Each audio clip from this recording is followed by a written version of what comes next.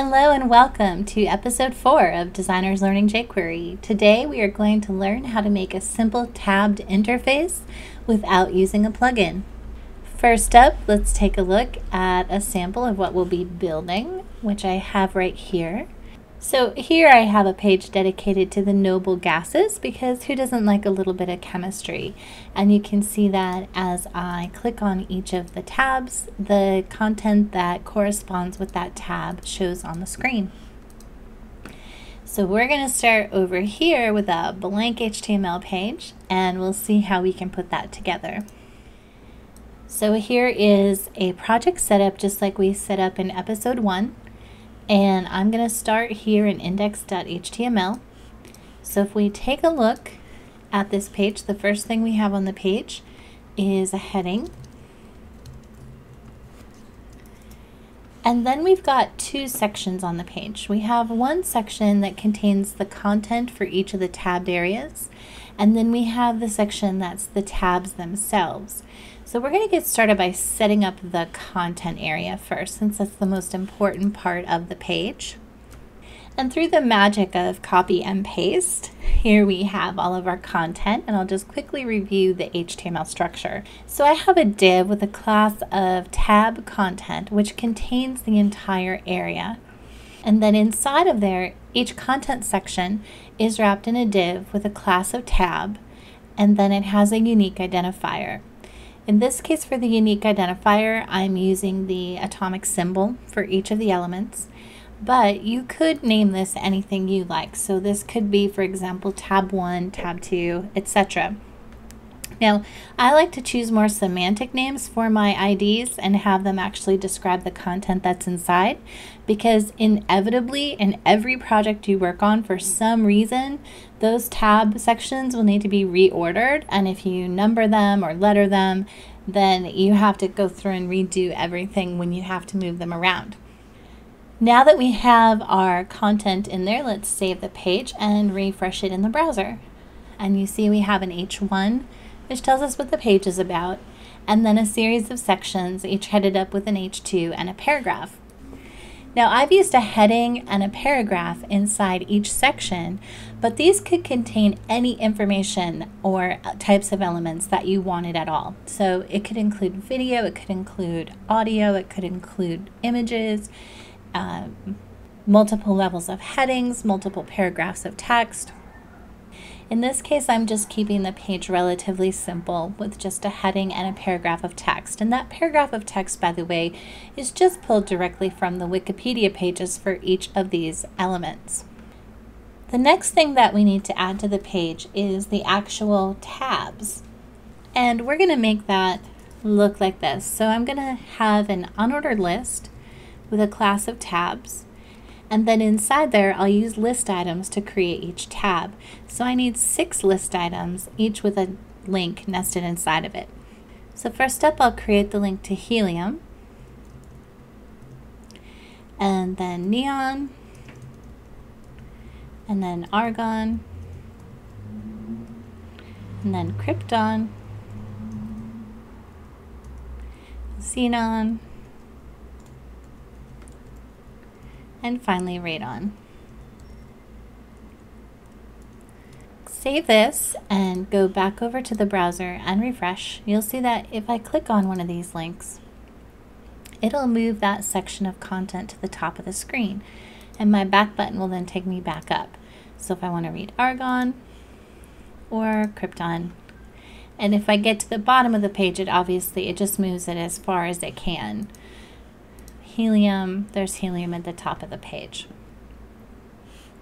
Now, if you've been writing HTML for a while, you might remember a time when we had to do things like this and actually insert named anchors into the HTML when we wanted to be able to jump to certain points in the code. And we no longer have to do that. You can now just use the IDs of elements. So you can see that the href attributes that we assign to each of these links correspond to the IDs of each of these sections of content.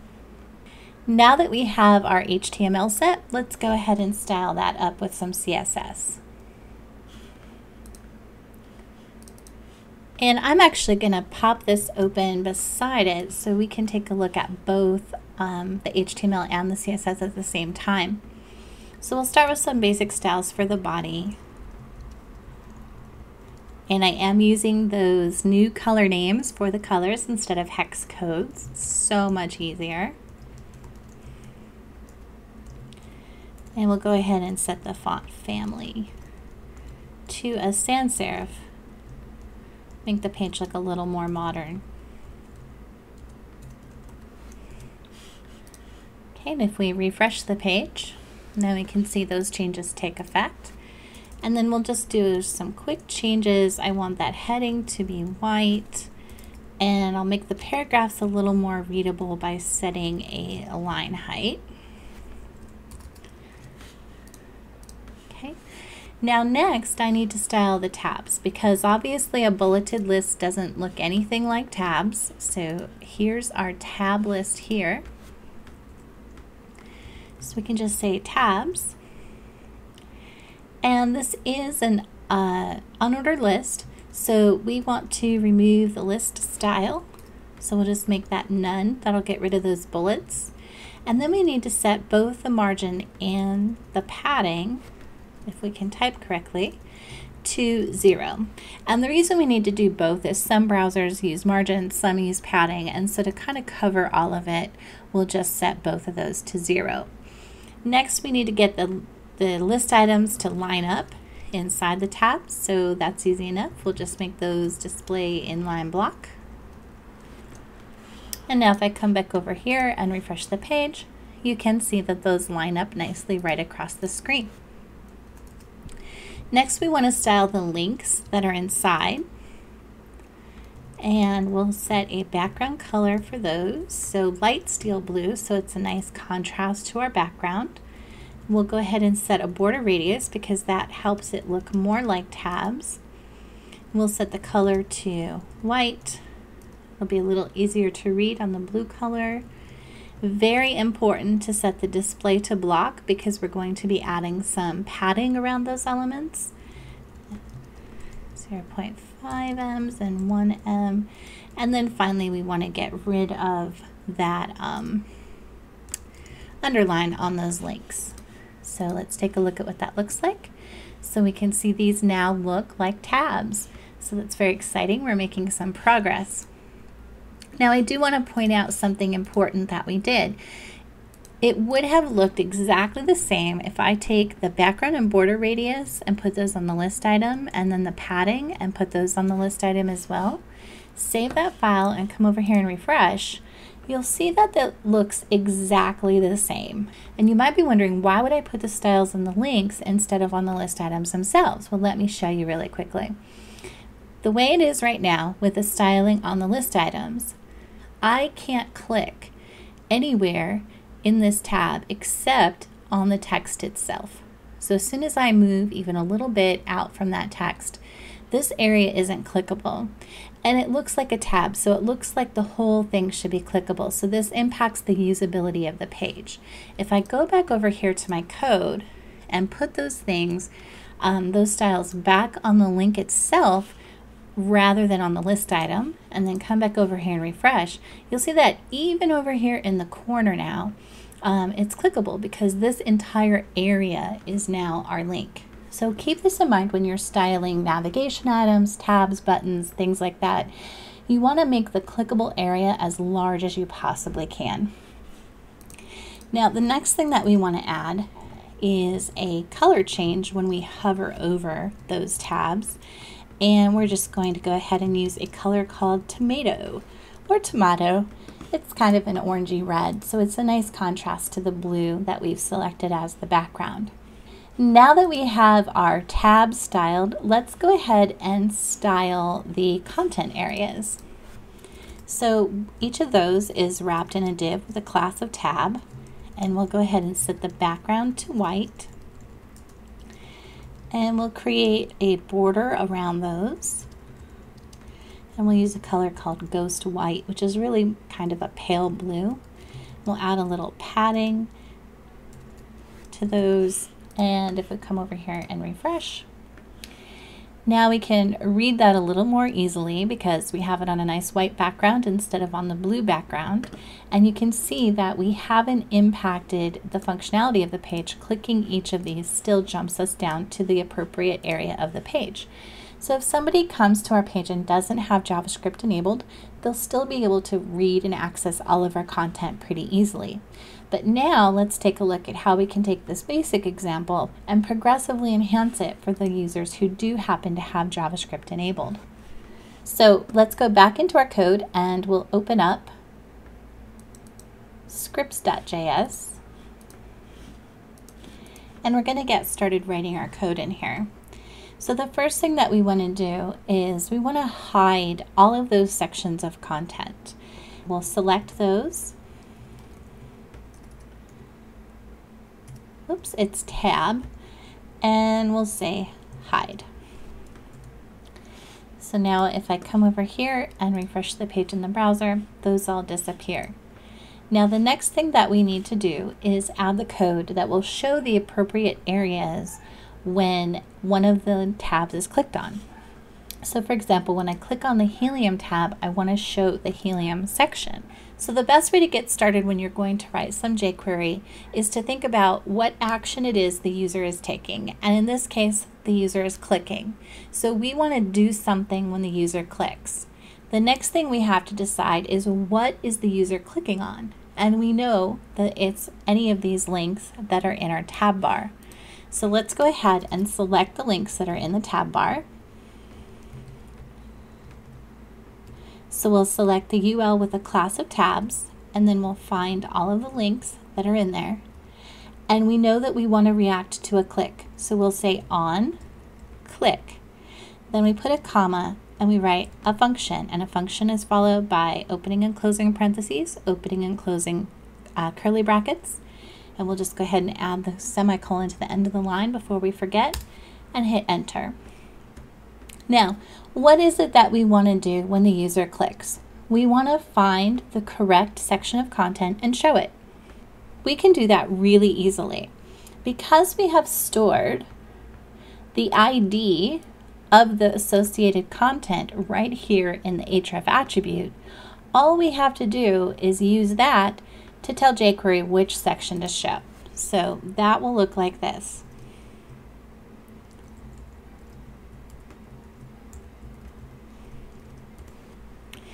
Okay, so let me explain this. This .hash is going to get on a link the href attribute, including the £sign and anything after the £sign. Now in this case, that's all we have in our links, but we could, for example, have something else in front of this. So this could say sample.com and then the pound with the HE, and this .hash would still get just this £HE portion of that href attribute. Selecting that is the same. If I click on the Helium tab, for example, it would be just like me selecting that section like this, except in this case I can do it in a way that will select whatever section of content corresponds to the tab that was clicked. So let's save this and we'll go and refresh that in the browser, and when I click Helium, you'll notice that the Helium content shows up. When I click Neon, the Neon content shows up, but the Helium content doesn't go away. So we need to correct that. So what we can do is find all of the siblings of the section and hide those. So let's take a quick look at the HTML. So here is my div with a class of tab, and a HTML document works pretty similarly to how a family tree works, where we have this div and this div sit right next to each other on the same level, so we call those siblings. This div that wraps the entire section would be called a parent, and then the heading and paragraph that are inside that div would be called children. We'll dig into moving around an HTML document and understanding those relationships a little bit more in a future podcast episode, but I just wanted you to kind of grasp the basics of what we were doing. So now if I make sure that's saved and then go back over and refresh the browser, when I click the Helium section, Helium shows up. Neon, We hide helium and we show neon, argon, krypton, etc. Now, we do have one thing that we need to take care of, which is, and we can't really see it up here, but if I go to the end, do you see how the most recently clicked tab is showing up at the end of our URL? That is from before we had JavaScript enabled and we were jumping down the page. You can bookmark any section of a page and send somebody directly to it. And that's what that's handy for, but we don't want that happening anymore. And we don't want the page jumping around as we're adding more tabs. Now, you don't see this page jumping around, and that's just because it's a very short page that fits in the window. If it were a longer page, you would absolutely see that jumping around as you clicked on the different tabs.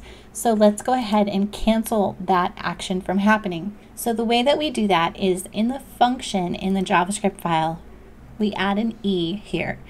You can actually add whatever you want. You'll see some developers will call this event, or some people will call it EVT. I like to save myself some typing, so I just call it E. And what that is we're capturing that event. We're capturing, okay, the user has clicked on this and that's an event. And then what happens by default is that the page skips down to that section of content and adds the hash to the URL and the address bar in the browser. But we don't want that default action to happen. So we can do that by just saying e.prevent default.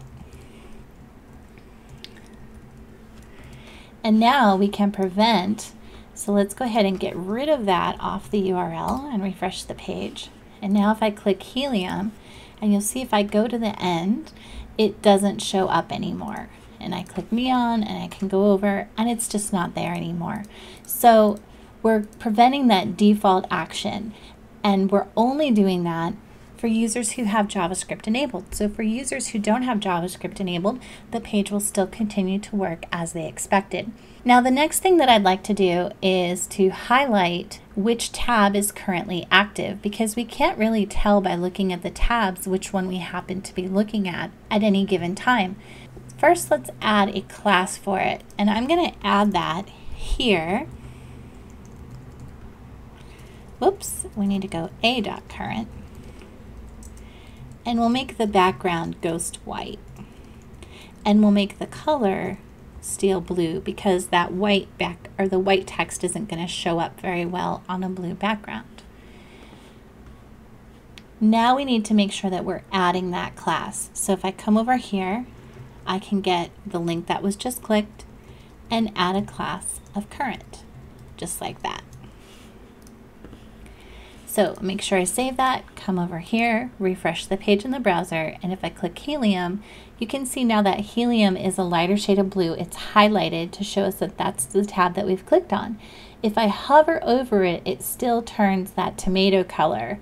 And let me explain to you how that happens. Because I put my class of current before I specified hover, the hover will actually overwrite my current class. Now, if you didn't want that color to change, you could just change the order of these two items in your CSS like this, and now it will no longer change color. I want it to change color though, so I'm going to specify my special current class first, and then the hover color. Now if we click neon, we see that neon is highlighted, but helium is still highlighted too. So just like what happened when we were showing the different sections of content, we need to make sure that we're not just adding the class to the tab that was just clicked, but we also need to remove the class from any of the other tabs.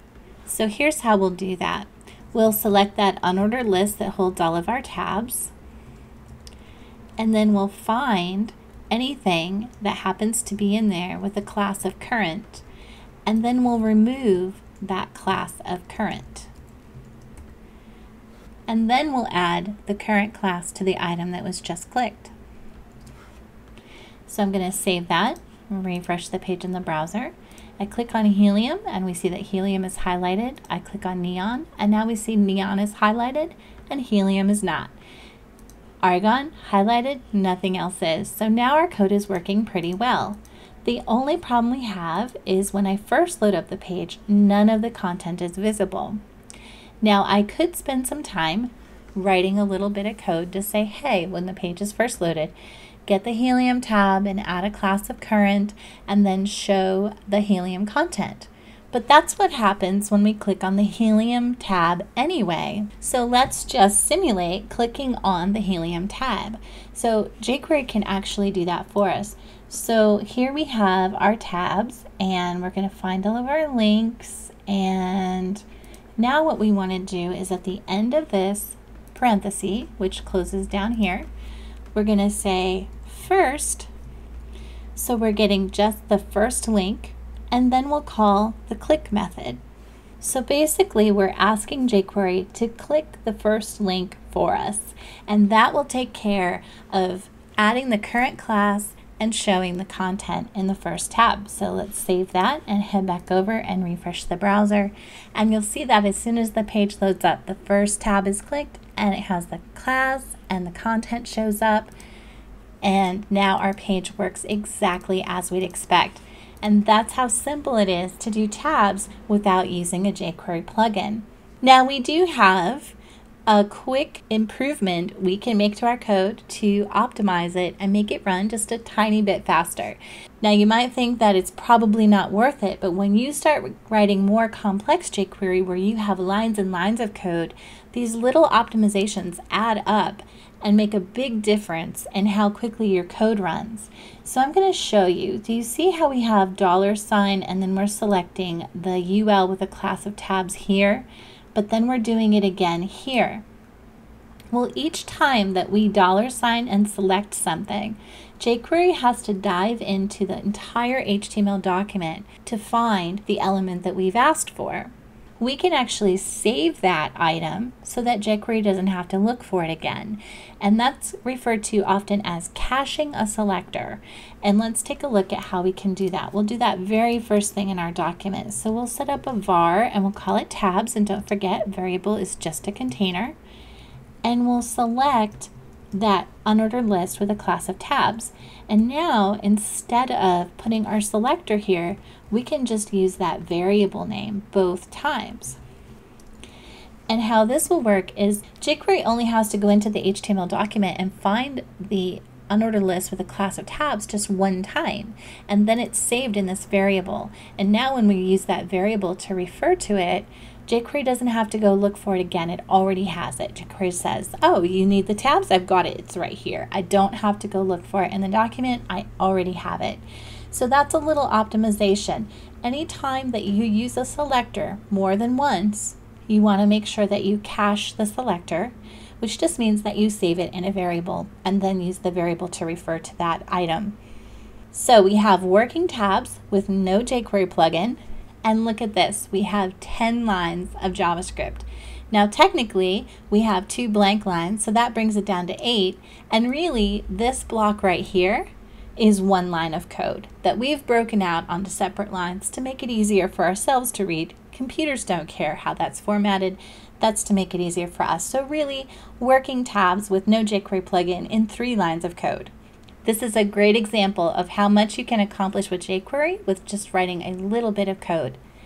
Thank you so much for joining me today, and I will see you next time. If you enjoyed this video and would like to learn more about jQuery, pick up a copy of my book, jQuery for Designers, available now.